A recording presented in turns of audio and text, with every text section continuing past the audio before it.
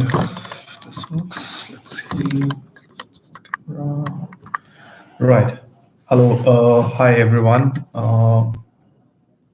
Can everybody hear me? Right.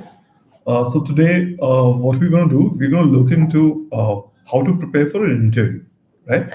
And this may be for any kind of exam, any kind of interview. This is used, obviously, where main focus is UPSC, but even in case you go to even the army, or even if you go to the SSC or the banking exams, or maybe even CAT, IIMs, or any other, right, state services, right, interview. This video will be very, very useful, and feel free to ask any questions in case you have any during the course. I will be trying to discuss as much as possible, right, regarding this.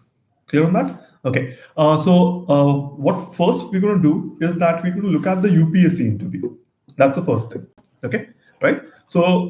Let's look at what UPSC interview basically is looking into. Right. And if you look at the syllabus that is in the Gazette, you will find that the interview it has a structured syllabus. Now, obviously, it's difficult to understand what that syllabus means, and that is what we're going to go into today. That's the idea, right? Okay, so let's talk about it, right? So first question should be, why is there an interview? That's the first question, right? Why is it that there is an interview at civil services? Because you've given the prelims, you've taken mains, uh, so why do you need an interview? That's the first question you should ask, right? Uh, oh, this session is open to all, right? Even if you haven't, you're not really going for the interview, right? Right now, that's totally fine, right? This will be useful in any interview taken live. Okay. So the first question is, why is that there is an interview happening? Why is it not that the written exam is enough, or the prelims in some certain cases? Because if you do know that Group C and Group D interviews has been, Mr. Narendra Modi actually basically done away with the concept of interviews. So the answer to that is that in interview, what they're looking for are certain qualities, right, which can't be found out in case of, let's say, written exam. And we're going to talk about those qualities, right? Mainly, if you look into it, the first quality that we look for in a civil servant, or even in any candidate that we look for, is mental alertness, basically. That's the first thing. Now, I'll give an example for that, right? So the first thing about mental alertness is that normally, if let's say you go for an interview, so what they're going to ask you for to check whether you're mentally alert or not. So the first thing they ask normally is, okay, so where are you coming from? So normally they want to make you easy. So they'll ask you like, okay, where are you coming from, etc., and so on. So here you have to be very alert that you give details about things, and they will try to check, okay, the mental alertness of a person, right? Okay, so that's one thing that they might do. So in let's say in mental alertness, it can be number of steps that you walked while coming inside the room. Okay, what was outside the room, right? What's color of the wall behind you as which color? So, questions like that. Okay, basically they check mental alertness through that. They normally tend to have a conversation to check mental alertness. That's the basic idea, and we'll get to that. But okay, before that, I'll talk about the UPSC interview, right? So there are 5 people who are interviewing me, right? 5. Now, what's the problem with having 5 people? Uh, it doesn't matter who you are. They will make you feel as if you have not done as well as you could have. There will be an area or a topic in which you're not that strong. That's the first problem that you will face. Okay, right? So it's 5 against 1. You will lose. Okay. The thing is that you should not worry about the fact that you're going to lose, because it's okay if you are not able to answer a lot of questions. It's important to answer the ones you are actually good at well. Okay, and we'll talk about that in a bit. Okay, so normally what happens, you will be asked questions on matters of general interest. It will be on your DAF. That's the thing that you're going to look into, right? And they're going to look into basically the personal suitability of you in civil services and public services. Okay, so the first quality, is mental alertness. Okay, how mentally sharp, alert you look. Okay, now normally I advise all my students who are going for the interview that go exercise during the phase that you're going for the interview. Right, you have to look brighten up. Right, you're young, so you have to look extremely bright. That's the first thing I would say. Right. The other thing is be able to answer questions. I'll give examples how in time in due course when I talk about introducing code, what to say and when, right? Okay. The second quality we look for is critical powers of assimilation. Okay. That okay. So when you write mains, you might not have understood the depth of, let's say, foreign relations. You might not have understood the depth of some scheme. You might not have actually gone into the depth of economy, right? Because okay, there's a problem with the mains exam right now. The biggest problem is that it's 200 words or 250 words. It will never check whether you're really good. It will just check a superficial level, and that's one of the issues that we have. So the second thing they basically check is critical powers of assimilation. That's the right. Are you able to understand a topic, or is the conceptual clarity there? So they will actually talk about various topics, and they would be normally from your as you say biodata itself, right? They can be, let's say, about let's say you're from Punjab or you're from Himachal. They talk about the problems of that area. Okay, so let's say for Punjab, right, that the 4Ds, right? Okay, are the problems like debt, dowry, right, drugs, abuse, etc. Okay, so the idea is that these are obviously issues in which you can actually discuss, right? Whether you have actually understood the problem. Then, when they give you information in the interview, are you able to use it in itself in the interview itself? Because sometimes what happens, they will start discussing it itself. So one of my friends, she had the interview a long time back, right? Ovasa. So she basically, she was from Ladakh. She was a Muslim, right? She was a tribal at the same time. So they were discussing the problems of all those three people, right, in Kashmir. And what happened was that she, most of the time she was not speaking, and she was only asked to clarify the points the five members were talking. Right, that's the first thing that Okay, the next thing they look for is clear and logical expression. Okay, now here comes the biggest problem. This can't come if you have not practiced. That's it doesn't matter who you are, how well you are, how many interviews you've taken in your life. Uh, the syllabus of UPSC makes it extremely hard for you to be, having a very clear logical expression, right? You will do something like that in the interview, and it sounds very weird, right? Okay, thank God UPSC doesn't record the videos and put them online. Okay, right. I think that would be the most greatest humiliation that any person could actually face, right? Even the ones. Okay, so the idea is that clear and logical expression only come if you have actually prepared questions. Okay, first is, okay, what are the probable questions that can be asked to you? Okay, and we'll talk about that in a bit. We'll pick up maybe somebody's staff form in case somebody is there, right, who would like to discuss it. So, or we'll pick up anything, any other old draft form, right? So we look for questions basically which are related to the person, right? Let's say we talk about, for example, let's say we'll pick up this one. So this is from Chandigarh, right? This is a handout I have which we created for people from Chandigarh. So the question basically starts with, tell me about Chandigarh. Now here, if you look at this handout, we have actually made a question and answers, right, regarding Chandigarh, and right, okay, and normally we discuss with the student itself that, okay, whether this kind of format, are you okay with the answer? Are you able to talk? Are you able to use these words? Then after what we do, we ask him to do mirror exercises, reading this and looking at his expressions. Are the expressions coming up correctly or not? Are you smiling when you're talking about problems of Chandigarh, right? Or are you sad when you're talking about the city beautiful? Okay, because the correct emphasis. See, remember, in the interview, it's not what you say; it is how you say it. That is more important than, right? So clear and logical expression only comes when you practice really hard. It will not come other way around. So you actually need to make, okay, probably a list of probable questions that can be asked to in an interview, right? Let's say I'm from Chandigarh. They'll ask me, okay, tell me about Chandigarh. What is the capital complex? Who was the original architect of Chandigarh? Right? Who designed the Gandhi Bhavan? Who designed the Tagore Bhavan? They are locations in Chandigarh, basically, right?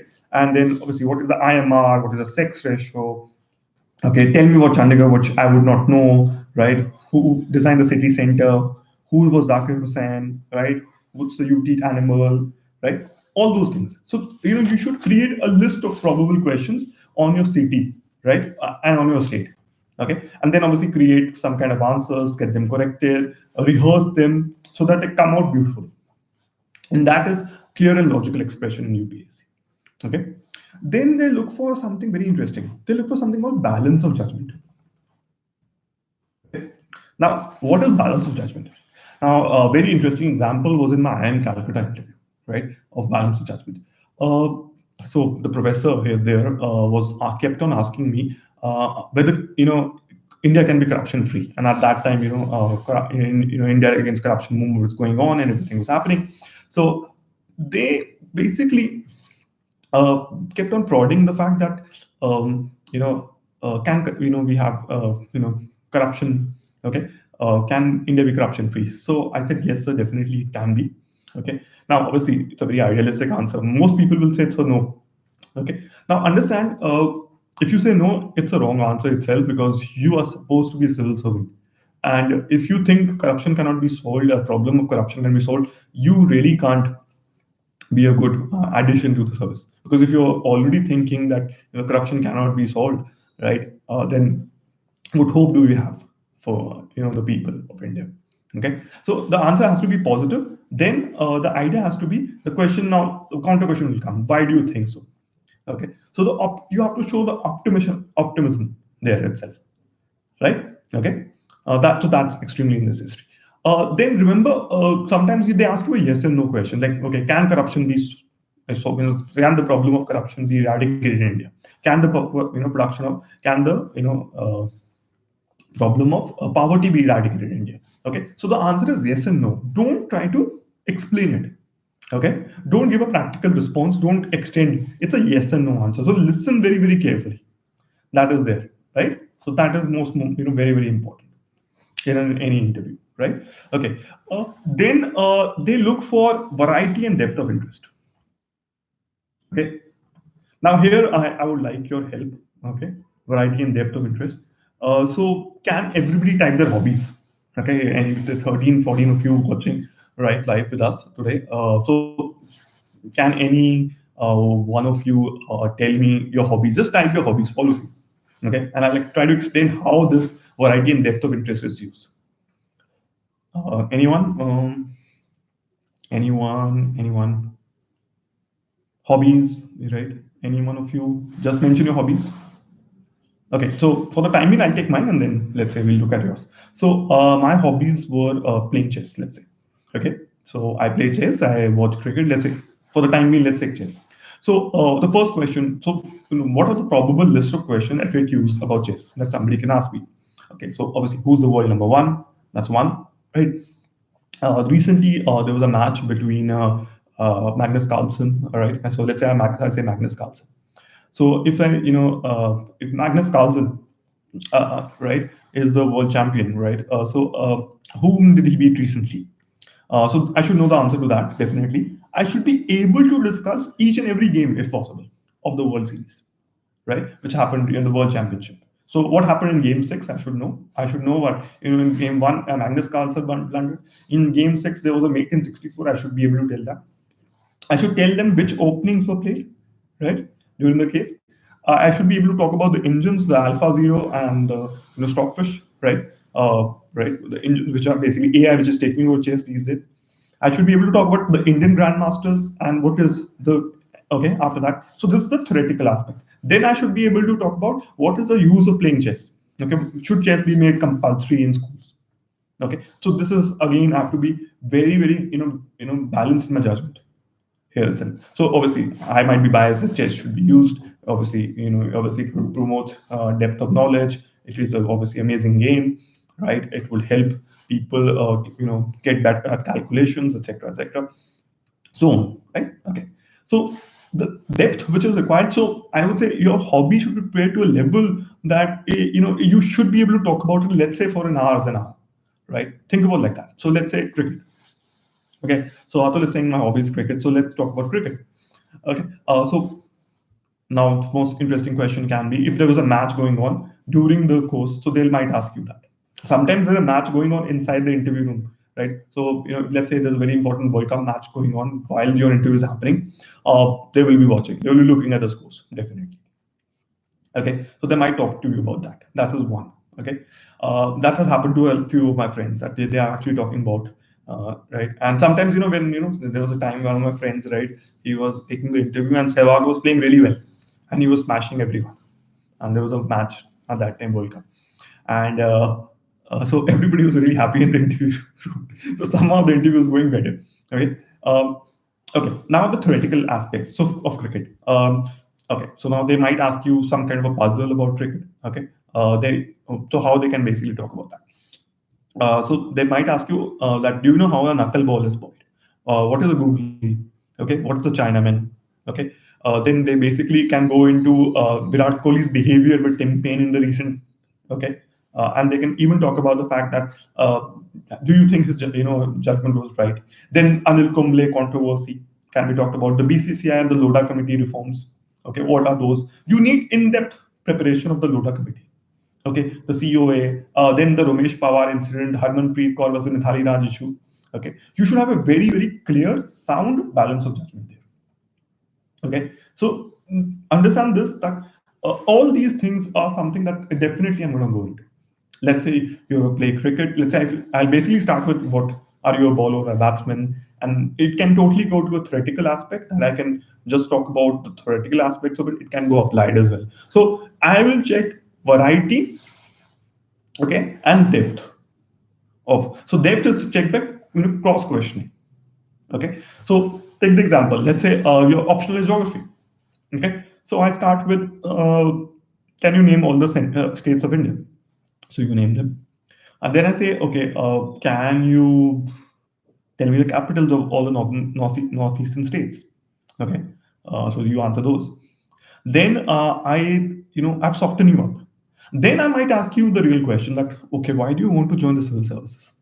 After I've asked you a lot of factual questions, I then go for the real question indirectly. Okay, remember that. I will not ask you directly that, oh, why do you want to join the civil services? I will say, right, why are you leaving engineering? It's such a, you're from an IIT, you're doing really well, let's say, for example, or you, let's say, from IIM, you're doing management, you're a doctor. So why are you, wasting the money of the people of India? So the answer is not that you're not supposed to defend yourself. You should talk about the fact that the extent of achievement and extent of contribution that you can give as a civil servant, it will be a lot more than what you would have as a doctor or as an engineer or as a management consultant. Okay, so it's about the extent of. So you have to understand there are a lot of indirect ways of asking the same question. Why civil services always asked indirectly? Nobody asks you directly why you want to join civil services. Okay, right? Normally they won't, but sometimes they will definitely do that. Okay, then they look for ability for social cohesion. Okay, and this is by asking some kind of abstract questions. Okay. Ability of social cohesion and leadership. So this is basically checked. Let's say for example, right, Atul, let's say I will, assume you are the SP of a district, and it's a roid infested district. What steps would you take to solve the problem? Okay. Now here, a very interesting answer would be, let's say your hobby is music, playing music. So you will say, sir, I will, in the short term, obviously, I'll take, the standard operating procedure. Basically, I will try to stop the roids, etc. But in the long run, I would like to create a Sufi concert, Bhakti Mum. I'll invite a lot of saints to come and talk about tolerance, right, with different religion, etc. And I will try to also tend to play music. I'll try to put music at traffic signals so that people are more relaxed. So you've used your hobby in an active field. Okay, right? So that is something will be really required. So you have used social cohesion as well as provide leadership. So your answer has to be unique. Okay, right? And also your answer has to be very, very basic at the same time. What would you like to do? Okay, let's say if I ask you what would you like to do, let's say I make you a DC of the state, of the sorry district, sorry, of the home district. Okay, so what you would like to do? So first of all, you will say thank you so much, sir, that you think that you have made me the DC. So I feel it's a wonderful opportunity, and I would like to do these one, two, three things. Don't talk about something huge. Talk about small things that you might have seen in your real life. Okay, small things. Don't ask for long. Don't try to talk about very huge systemic changes. Talk about small things which you could do in the beginning of your career itself, right? Then one of the most important, right,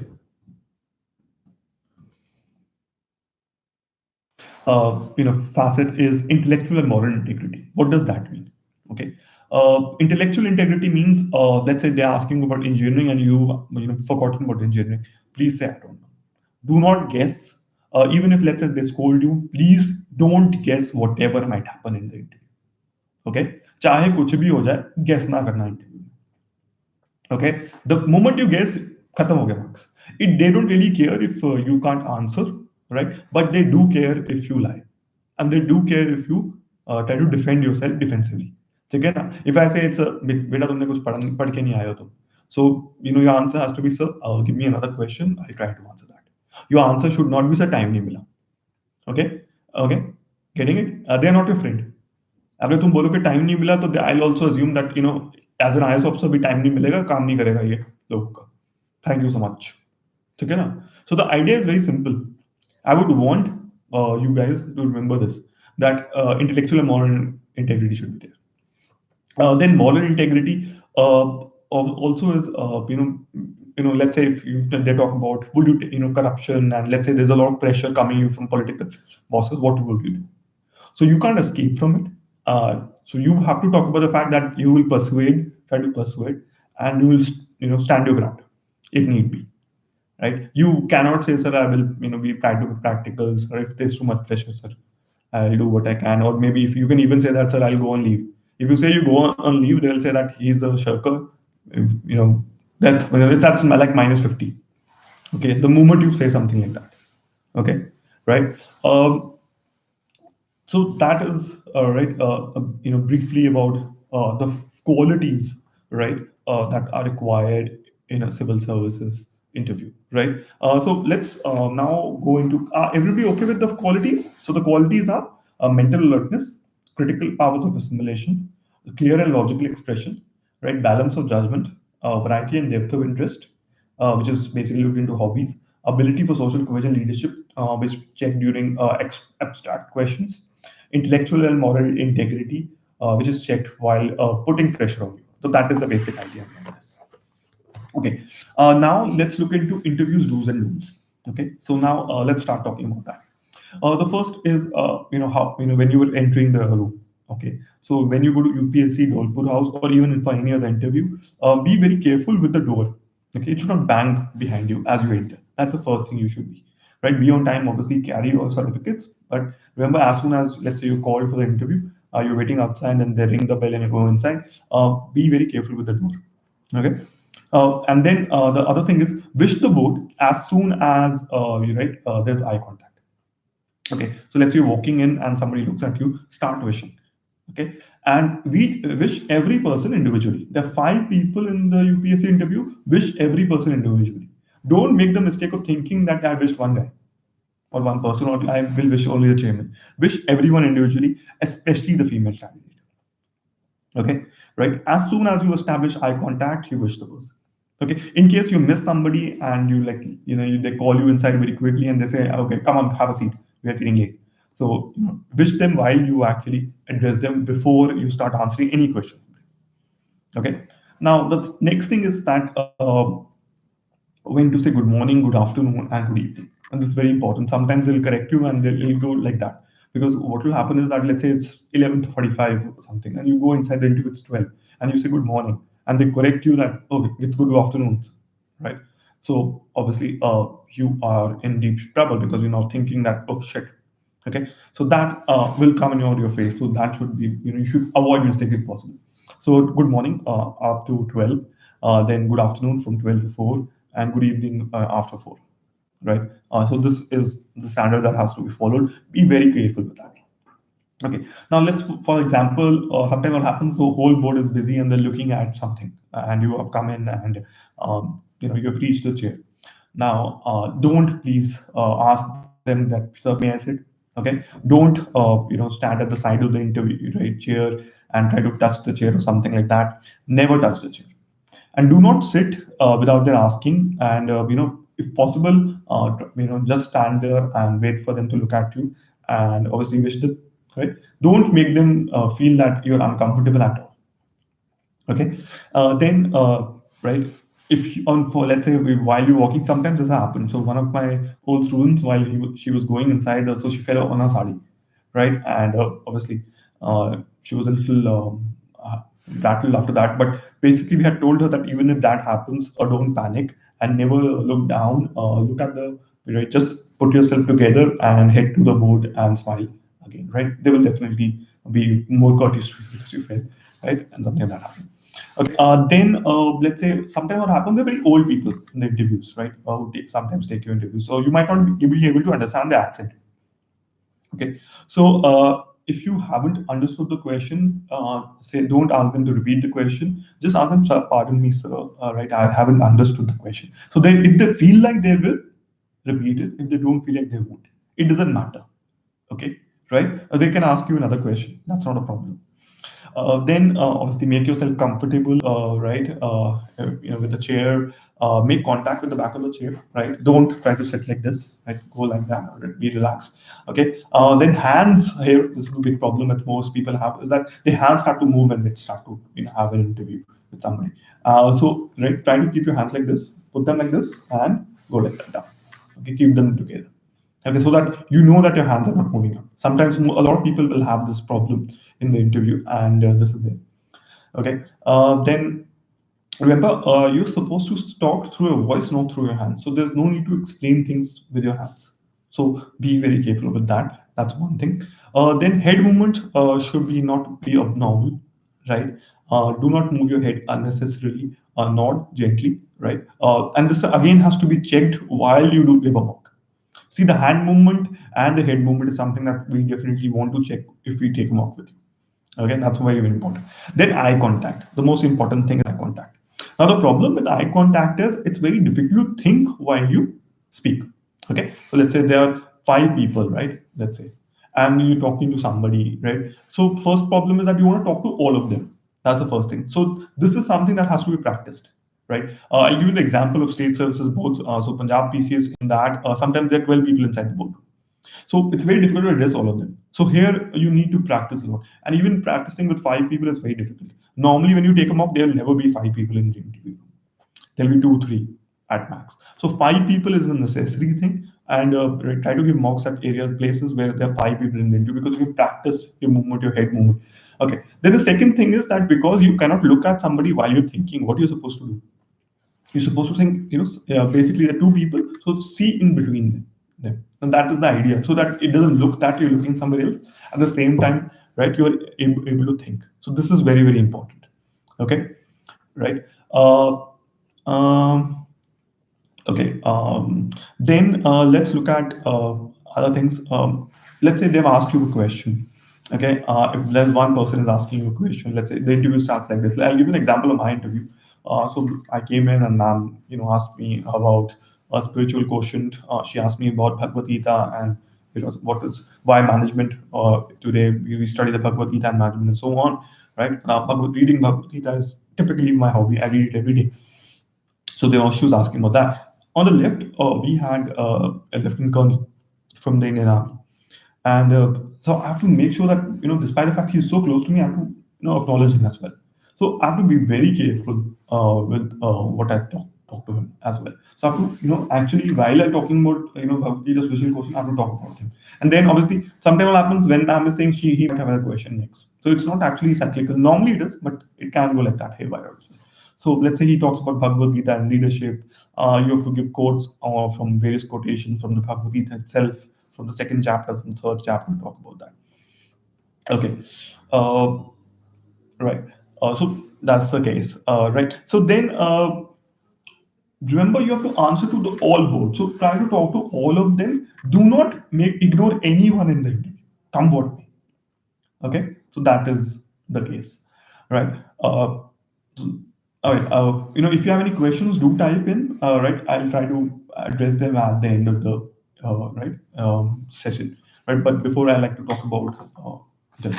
Okay, then be extra careful while answering the chairman of the board. Do remember what you have answered to him, right? Because sometimes he'll come back to that at the end of the interview, right? Sometimes what happens, let's say you're answering something. Let's say I remember something very interesting that happened in my interview. So there was a professor from IIT, and he was asking about. So I had chemistry as my optional. So he's asking me about various kind of chemical compounds, organic compounds. So he was checking how good at my organic chemistry. In some time, he realized that I'm extremely good. Okay, because I was talking about a lot of drugs, and I was even talking about the structures. I was talking about the DNN factor, which basically optical isomer, which kind of creates it. Now he realized that I'm good at it, so he typically stopped and started asking me something else. Okay, right? So remember, as soon as he stopped and asked me something other than what is being I'm answering, I have to stop as well. Okay, forget the answer you are being interrupted. It means they have understood that you're good at it. Okay, that's the basic idea behind whenever you interrupt in a UPSC interview or any interview, it means they are satisfied with that. Okay, also once another member starts enters and asks you something else, right, a fresh question, stop discussing all that. Okay, it is assumed that they are satisfied with that. Then normally we'll have this problem that, let's say, there are too many factual questions which are being asked. So in my case, they asked me the governors of all the states of Northeast. I was able to answer a few, but then I was missing that J.J. Singh at the time was the governor of Arunachal, and then he wanted to talk about the India-China issue there, right? The border dispute, that is. Now, if there are too many factual questions asked, you have to be calm. You have to say, I don't know, in different ways. Say, I don't know, sir. I can't recall, sir. Right? Do not guess whatever might happen. Let's say you have read it somewhere and you're not able to recall. So say, sir, I have read it somewhere, sir. I have read it, but I'm unable to recall. Sir. Do not say I'm sorry. Okay, come what may. Right? You are not sorry about anything. You have forgotten it. That's it. Okay. If you are asked to guess, let's say, do not guess. Even if they tell you that beta guess karo, नहीं करना है चाहे कुछ भी हो जाए. Okay, right? Do not guess at all. Right? Though some people have guessed, right? Tanvi, one of our seniors, who she's from UT Cadre, she guessed, but I would prefer that don't guess at all. Right? It's not something we like. If the board gives you some information about something or corrects you, say thank you so much, sir. Right? And let's say if they contradict you or something, say that, sir, as per as my knowledge, or I'm sure, but so, and definitely your knowledge is more than mine, hence I stand corrected. Okay, right? So that's definitely there. Then ungenerous remarks, right? Do not feel agitated if they tell you that you are not good or whatever. They're just checking, they're just pressurizing you, they're checking whether you're good at pressure or not. That is the basic idea behind it. I want to check you whether you are, how do you handle stress? How do you handle pressure? And that's what actually this interview is all about. I don't really care. I've already checked your written exam. I've checked your prelim. You're good enough. So what am I really checking? I'm checking your ability to handle stress. Okay. Then let's say concluding remarks. Normally, what happens is sometimes the interview has gone really, really bad. You might think so, but they might not think so that. So during the end of the interview, do thank them individually for the interview, right? Right. Do not bang the door. Do not sound frustrated at the end of the interview. Do not get tired during the interview, right? Be ready for a cross questioning for more than 1 hour.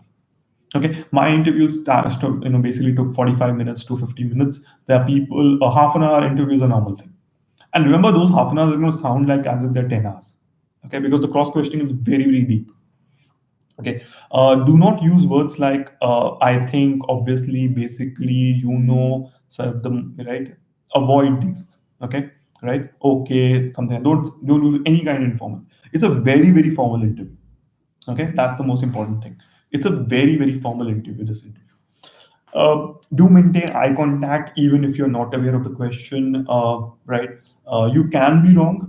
It's okay to be wrong, but do not guess. Okay, so that's very, very important. Okay, so these are the basic interview do's and don'ts. Okay, so if you have any questions, we can start with those. So Nidhi has a few questions. She says, right, what if my hobby is playing with small children? Okay, so Nidhi, basically that's fine. So they will see, understand. So they'll let's start talking about childcare itself. So they'll ask you that, okay, so what kind of games do you play with them? You might have five, six games which you play with them. They'll go in depth in that itself. They'll ask you that which who invented this game? Have you made some games which you actually play with the children? What are the problems that you have faced while actually playing with small children? Have they got hurt? What kind of first aid have you provided in case they have got hurt? What kind of swings they like? So on. Then if you're, let's say, not good at your graduation subject, now here again the same thing it comes.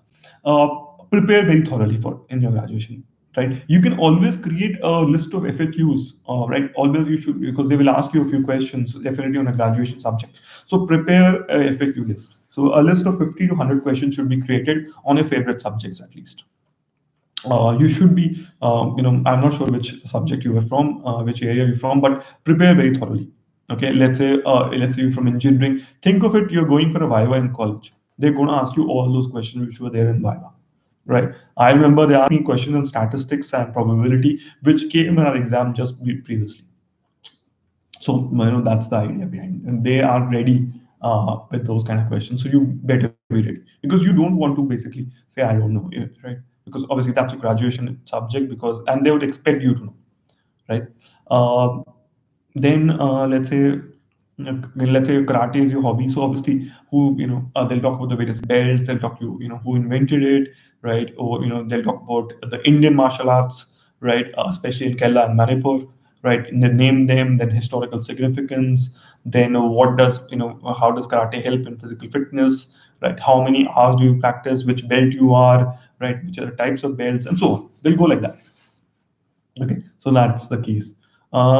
Right. Let's say take the example of, let's say you're from Firozpur for a time, okay, and it's a district in Punjab.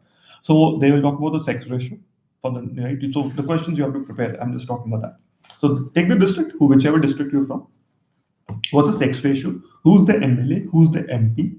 Right. That's the first thing. What are the news about that district? What are the problems of the district? Is it in national news or something? Is there something of historical significance from that area? That's something which you should be prepared with a written answer to all of these questions, and you should be able to rehearse these. Okay, right? Anything controversial that is happening, right? Let's say the elections happened. Let's say from Madhya Pradesh, election have just happened a few months ago. They might talk to you about that. Okay, they might talk about some kind of problem that is happening. That farmer rural distress is there. Let's say in Rajasthan, Madhya Pradesh. So what is the ground reality? They might like to talk to you about that, right? They will give you an opinion, right? They will listen to you. They will give their views, but you have to give a very balanced judgment. Okay, give both sides to most stories. Do not show your biases in the interview, definitely, right? Your hobbies have to be prepared very thoroughly, right? In case you're working, your job description works, there'll be a lot of questions from your job itself. So that's something that is definitely there.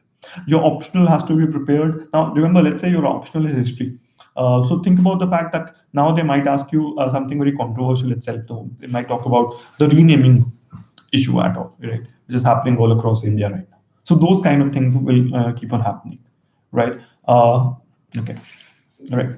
So any questions you have, right? If you have any questions, I think maybe a lot of you might not have. Okay. In case you don't have any questions, that's fine. Right. Okay. Maybe you can post these questions. So even if, let's say, you see this video later on, right? Please just type any question you might have. In case you want us to look at your lab form, in case you've created the interview, please send it to infiniteknowledgesolution@gmail.com. Right? Acha, okay. Deepak has asked a question. He's saying that what probable question can be asked from the hobby playing tabla? Okay, so first of all is that they will look for all kind of acoustic, because see, tabla is a type of instrument, musical instrument. They'll talk about that itself. So what are the various musical instruments? It's not just tabla, they'll look at others as well. Okay, then they'll say, how is tabla different from the mridangam or the others? Okay, then what kind of sounds or what kind of echoes, physics of the tabla. They look at what kind of overtones it can make, etc. Okay, right? Whether it can make or it can't make, also that can be asked. Then they'll ask about Zakir Hussain, right? And they'll talk about famous tabla players of India. Whom do where do you play the tabla? Have you performed? And so on. In case your performance are there, they'll talk about that. Okay, right? And when were you initiated, and so on. So go like step by step, right? And then obviously they'll talk about music. Obviously, try to in case your hobby is playing tabla, talk about the influence of music, which can be there to actually assuage the feeling of a person who's angry or in stress or something like that. Check it out. So because these days, let's say a lot of people are in a depression, they're having problems. So how music is assuaging can solve the problems. Like even music is played for cancer patients at the various hospitals. Okay. Okay. Now the question is, Chitranshu Gautam says, what if someone wants to switch from Central Armed Forces to civil services? Okay, that's fine. It's not a problem at all, Chitranshu. They will talk about the which armed force you are in. Let's say you're from BSF, etc. Right? And obviously the reasons are that the diversity that is there in civil services is not there in Central Armed Forces, though obviously it's very well respected and so. They'll ask you about the history of your armed forces, the problems of your armed forces, corruption in armed forces, human rights violations. They'll talk about that. They'll actually try to put kind of stress there, right? The human rights violation done by some armed forces or something, or maybe the security issues which are there. What are challenges that is faced on the ground, etc. Right? What challenge have you faced in particular? They'll go into that. Your answer has to be very refined and already prepared in case something like this happens. Okay.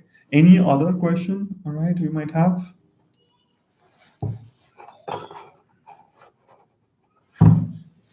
Mm.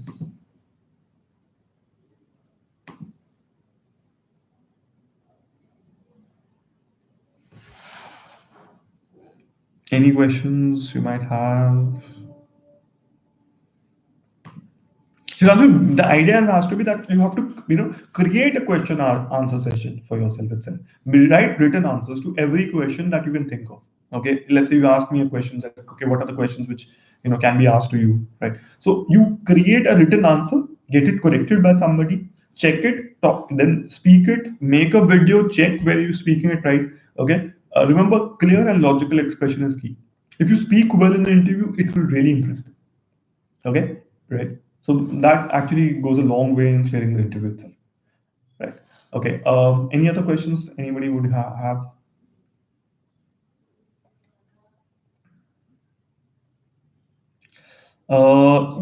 See, Ankit, they will give you the choice of speaking in English or Hindi. It will not be in mix. Don't give any mixed answers.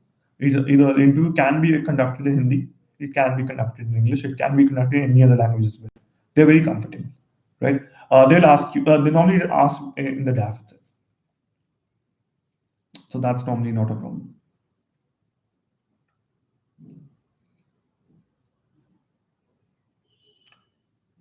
Okay. Any other question?